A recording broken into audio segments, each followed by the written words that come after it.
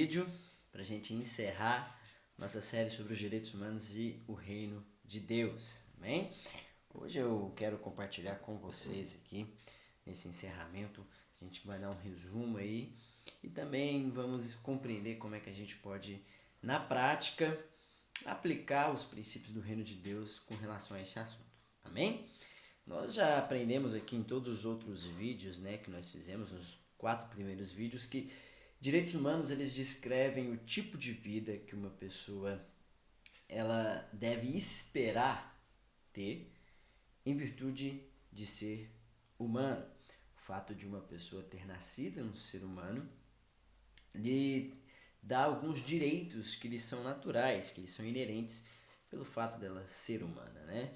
Na nossa cosmovisão, ela interfere diretamente na forma como nós interpretamos e também defendemos o conceito de direitos humanos. Então, a forma como você compreende o mundo, ela interfere na forma como você vai compreender este assunto, naquilo que você vai defender quando se trata de direitos humanos, né? O cristianismo sempre foi um agente direto no combate às tiranias, aos monopólios e na promoção da liberdade e da responsabilidade dos seres humanos. Não de forma ativista, revolucionária, mas pelo simples fato da pregação do Evangelho, já que o Evangelho ele nos coloca todos como seres humanos iguais perante a cruz de Cristo. Todos nós somos iguais diante de Deus, não há distinção, não há acepção de pessoas. O nosso princípio da salvação parte da mesma premissa, que é a fé, né? Somos salvos pela graça, por meio da fé.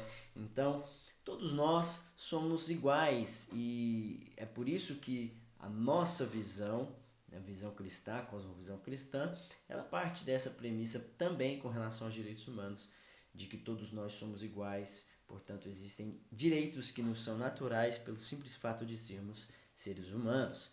Nós vimos também que durante o século XX, muita violência e as guerras mundiais que aconteceram ali, elas provocaram várias tentativas de alteração das ordens sociais de todos os países ao redor do globo terrestre. A criação da ONU está ligada a essas tentativas de alteração das ordens sociais ao redor do globo e ela foi criada com o objetivo, né, que de forma publicitária é o objetivo de promover a paz mundial, mas que no seu propósito real é o objetivo de promover uma hegemonia mundial. Porque a paz ela é algo muito complicado, né? Há muitos paradoxos que envolvem os conceitos de paz. Eles são, né, eles variam de acordo com as cosmovisões, então é muita coisa envolvida. Por isso que o objetivo da ONU é promover a hegemonia mundial, uma hegemonia de cosmovisão, uma hegemonia intelectual, uma hegemonia governamental e política, né? E a gente aprendeu aqui também que todo ser humano é livre e, portanto, responsável pela sua própria liberdade. Para a gente partir para o tema central deste vídeo, exclusivamente, que é o último vídeo, nós vamos focar no seguinte aspecto com relação a tudo isso: a nossa responsabilidade. Qual é a nossa responsabilidade como cristãos, como filhos de Deus, diante de tudo isso, diante dos males da sociedade, das injustiças que as pessoas sofrem, das violações dos direitos humanos? Para isso, eu quero te convidar a ler uma passagem na Bíblia comigo, que está lá no livro de Lucas, capítulo 10, versículos 25 até o 28, que diz o seguinte: que em uma determinada ocasião, um perito na lei levantou-se para pôr Jesus à prova e lhe perguntou: Mestre, o que preciso fazer para herdar a vida eterna? Respondeu Jesus para ele da seguinte forma: o que está escrito na lei? Como você a lê? Como você a interpreta? E aí ele respondeu: ame o Senhor, o seu Deus, de todo o seu coração, de toda a sua alma, de todas as suas forças e de todo o seu entendimento. E ame ao seu próximo como a si mesmo. Jesus disse para ele o seguinte: você respondeu corretamente. Portanto, faça isso e viverá. É um ensino que Jesus nos traz quando ele é colocado diante de uma provação intelectual. Era um homem perito na palavra de Deus nas Escrituras, colocando Jesus à prova. E eu acho a pergunta que ele faz muito interessante, porque ele pergunta o que é preciso fazer para herdar a vida eterna. Olha que interessante, por que nós usamos essa passagem? Porque herança é um direito que uma pessoa possui. A herança ela é um direito que uma determinada pessoa possui sobre algo que será transferido para ele por um terceiro. Pode ser por pais, tios ou por um conhecido que resolveu colocar ali o seu patrimônio, os seus bens, né, em favor daquela pessoa. Então, ele tem o direito de possuir aquele benefício, né, que foi lhe dado por uma terceira pessoa, por uma outra pessoa. Olha que interessante.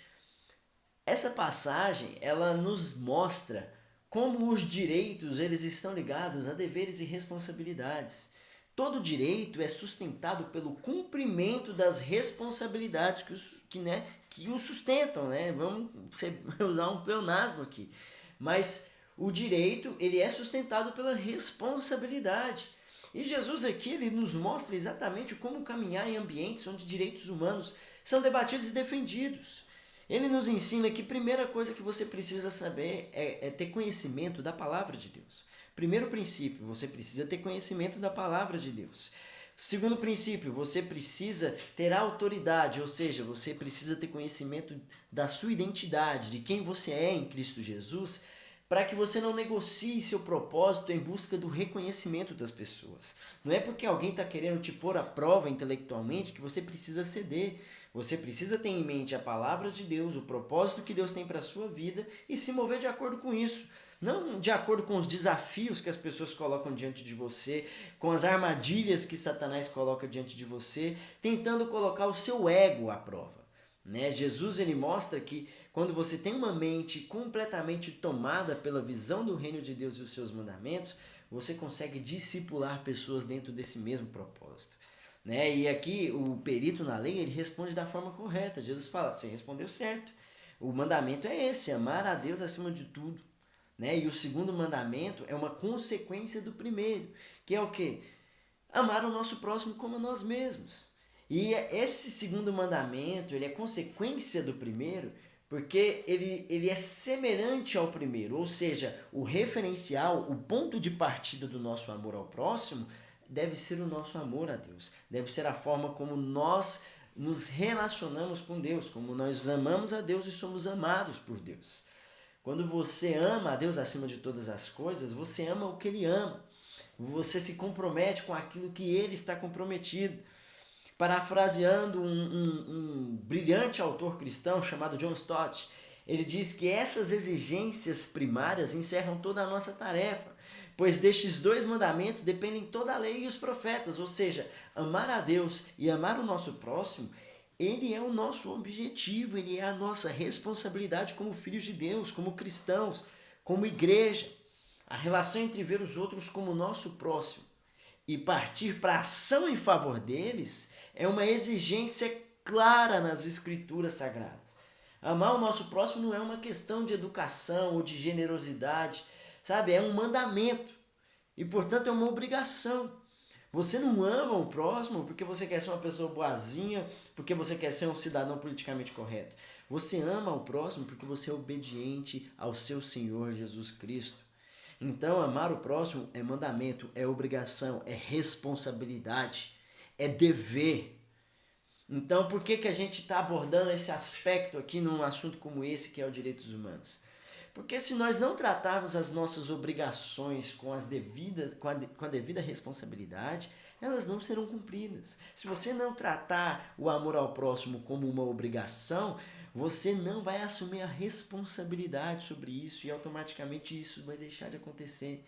Se nós não tratarmos os direitos humanos como uma responsabilidade, né, nós estaremos desobedecendo a Jesus Cristo. Né? Porque Jesus Cristo, ele nos ordena amar as pessoas e nós defendemos os direitos humanos por amor. Lembra do último vídeo? Então, todas as vezes que nós abrimos mão das nossas responsabilidades e colocamos a culpa em terceiros, alguém se prejudica injustamente e o único beneficiado disso é Satanás e os seus propósitos para essa terra. Lá no Jardim do Éden foi exatamente isso que aconteceu com Adão. Adão era o responsável pelo jardim, Adão era o responsável por Eva, Eva era a ajudadora, era a auxiliadora. Quando Adão e Eva pecam, Deus não cobra de Eva, Deus cobra de Adão. Deus chega diante de Adão e fala: Adão, o que está acontecendo? Ele não fala: ô Eva, você foi lá, comeu uma maçã e ainda induziu Adão? Não, a responsabilidade sobre essa ocorrência era de Adão. Então, Adão, quando ele se vê diante dessa situação, o que ele faz? Ele fala que a culpa não é dele, a culpa é da mulher, a culpa é de Deus que deu a mulher para ele. Então, quando a gente não assume a nossa culpa e as nossas responsabilidades, apenas o inferno é beneficiado, né? Então, isso acontece até nos nossos dias, até hoje. Nós precisamos ser responsáveis pelos nossos erros, porque quando nós assumimos a culpa pelos nossos erros, nós nos tornamos vulneráveis para receber misericórdia e amor. As pessoas só poderão nos amar e ter misericórdia de nós se a gente realmente assumir a nossa culpa, os nossos erros. Quando Jesus Cristo ele morreu na cruz por nós, ele nos deu a oportunidade de, quando nos arrependermos, recebermos o perdão pelos nossos pecados e a vida eterna. Então, o amor e a misericórdia de Deus liberados na cruz, eles vêm com esse peso. O arrependimento, a responsabilidade de você crer e se arrepender e entregar a sua vida nas mãos de Jesus. Essa é a sua contrapartida. Então, até hoje, quando nós não somos responsáveis, por exemplo, nas nossas relações de trabalho, né, nós permitimos que alguém seja prejudicado injustamente por N fatores, pelo fato de uma pessoa, né, às vezes, ela pelo fato dela ter a cor da pele diferente, ou pelo fato de ser mulher, ou pelo fato de ser um heterossexual, que tem acontecido muito nos nossos dias, pelo fato de ser cristão. Todas as vezes que a gente abre mão dessas responsabilidades e é conivente com isso, nós fortalecemos o reino das trevas. Quando nós não assumimos nossas responsabilidades familiares, quando nós não amamos, protegemos e provemos para os nossos filhos, né, para os nossos irmãos e irmãs, para os nossos cônjuges, quando nós permitimos que feridas não sejam cicatrizadas da forma correta e raízes de amargura e rejeição surjam, cresçam, né, e acabem fortalecendo movimentos coletivistas, como por exemplo o feminismo, né, e vários outros que nós temos por aí. Quando nós não cuidamos dos vulneráveis, dos mais vulneráveis financeiramente, e aí a gente acaba fortalecendo movimentos marxistas que, né, usam a luta de classes, a divisão de classes da sociedade para fortalecer os seus movimentos. São vários os motivos e os exemplos, mas o que importa é que nós precisamos assumir a responsabilidade de amar o nosso próximo em todos os ambientes que nós estamos inseridos, para que todos possam viver a sua plenitude como seres humanos. Isso é muito sério, gente. Isso é muito sério. E quando a gente segue lendo essa passagem que Jesus ensina a esse homem, a gente vai ver Jesus contar a parábola do bom samaritano. O que essa parábola conta? Que um homem ele vinha, né, na estrada de Jerusalém para Jericó e aí ele é assaltado. Os caras levam tudo, levam as roupas, espancam ele, deixam ele lá jogado na estrada, quase morto. Aí vem um sacerdote, vem um levita, os caras vê a situação do cara, os caras passam para o outro lado e ignoram. Mas aí vem um samaritano. O samaritano está passando de viagem e aí ele vê o homem naquela condição e a Bíblia diz que ele teve piedade, que ele teve compaixão daquele homem. E aí ele pega o cara, coloca sobre o seu próprio animal, leva ele para uma hospedaria, cuida dele, paga do seu próprio bolso para o dono da hospedaria cuidar dele, sabe? Então, a gente vê Jesus ensinando para esse perito da lei que o amor é uma atitude. E aí ele ainda pergunta, quem que você acha que foi o próximo dele? Aí ele fala, aquele que teve misericórdia dele. Então Jesus disse, vai e faça o mesmo. Gente, assim como o samaritano faz essa parábola, nós precisamos fazer, nós precisamos ter compaixão das pessoas, não empatia. Sabe, são coisas diferentes. A empatia é uma palavra que está na moda exatamente porque o amor tem se esfriado nas pessoas. A empatia ela é muito abstrata, ela envolve idealismo, você só se identifica com a dor. O amor e a compaixão são diferentes, você age, você toma atitudes em favor das pessoas. E são as atitudes que custam tempo, dinheiro, desgaste físico, psicológico, que fazem a diferença. O amor é uma atitude. E o nosso papel em defesa dos direitos humanos não será resolvido com oração e debates, mas com atitudes. E é assim que nós nos tornamos responsáveis, com as nossas atitudes. Assim como Deus te amou, ame as pessoas, tome atitudes em favor das pessoas, porque é isso que você deve fazer. Faça isso. Amém? Deus abençoe.